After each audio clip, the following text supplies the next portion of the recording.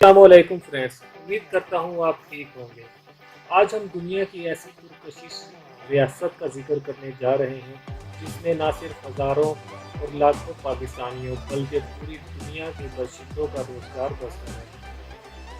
चाहे वो मजदूर हो या फिर बिजनेसमैन हो या जॉब होल्डर हो, हर कोई इसकी तरफ खींचा चला आता है।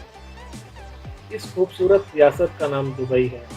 आज दुबई अपनी शानदार कंस्ट्रक्शन, रिहाइश और शानदार स्पोर्ट्स इवेंट्स के बायस दुनिया भर में मशहूर है। दुबई शहर दुनिया के 25वें अमीर शहरों में शामिल होता है। दुबई के लोगों को कार्स का बहुत शौक है, यहाँ तक कि वहाँ के पुलिस के पास भी महंगी कार्स हैं, जिसमें लैम्बोर्गिनी, बुगाटी और फेरारी शामिल है। दुबई के अरबपति लोगों के पास गोल्ड्स की कार्स हैं।